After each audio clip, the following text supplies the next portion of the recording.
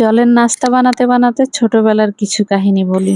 এখনকার ছেলেমেয়েরা তো জানেই না আমাদের ছোটবেলায় আমরা কি কি কারণে মায়ের খেতাম। চলেন কয়েকটা উদাহরণ দিয়ে বুঝিয়ে দেই। মায়ের খাবার পরে যদি কাঁদি তাহলে মায়ের খেতাম।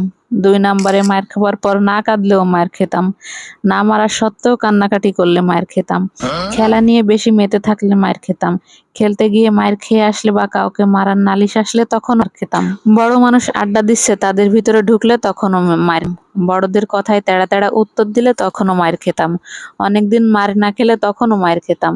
কেউ উপদেশ দেওয়ার সময় গুনগুন করে গান করলে তখনও মায়ের খেতাম।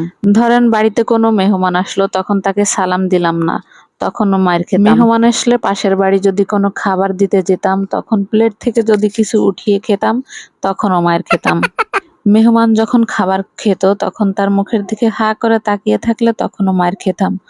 অতিথি বাড়ি চলে যাওয়ার সময় তার সাথে যাওয়ার বায়না ধরলে তখনও মায়ের খেতাম। খেতে না চাইলে তো মায়ের খেতাম। সন্ধ্যা নামার আগে বাড়ি না ফিরলে মায়ের খেতাম।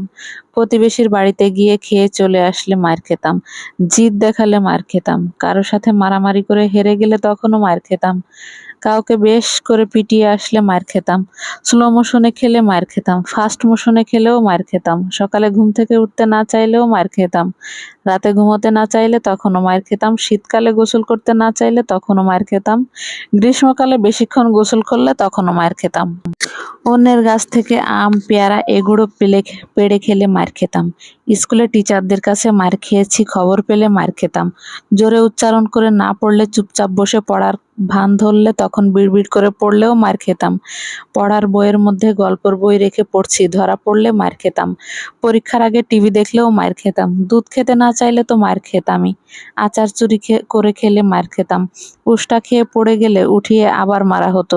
কারো বাসায় বেড়াতে গিয়ে নিজের বাসা মনে করে লন্ডভন্ড করলে তখনও মার খেতাম।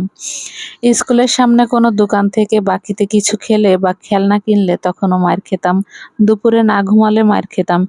পাশের বাসায় কেউ পরীক্ষায় বেশি নাম্বার পাইছে তখনও মার খেতাম। খাতায় পৃষ্ঠা নষ্ট করলে তো মার খেতাম। বই দাগাদাগি করলে মার খেতাম। শোকেস থেকে নতুন প্লেট গ্লাস এগুলো বের করলে মার খেতাম। মা মারতেছে যদি কান্না করি তখনও কিন্তু মার খেতাম। পড়তে বসলে কলম মুখের ভিতরে দিয়ে রাখলে তখনও মার খেতাম। বই দাগাদাগি করলেও মার খেতাম। পুকুরে ডুবাইতে ডুবাইতে চোখ লাল করে ফেললে তখনও মার খেতাম। হাঁটতে হাঁটতে পড়ে যাচ্ছি তারপর যদি উষ্টা খেয়ে পড়ে যাই তখন কিন্তু উঠিয়ে আবারও মারা হতো। আমাদের সময়ে আরো নানাভাবে আমরা মার খেতাম, কিন্তু এখনকার বাচ্চারা এরকম বিভিন্ন স্টাইলে বিভিন্নভাবে বিভিন্ন সময়ে একদমই মার খায় না। তাই আমাদের ওই সময়ের বাচ্চাদের জন্য অনেক আফসোস, এরা এই মায়ের খাওয়াগুলো খুবই মিস করে গিয়েছে।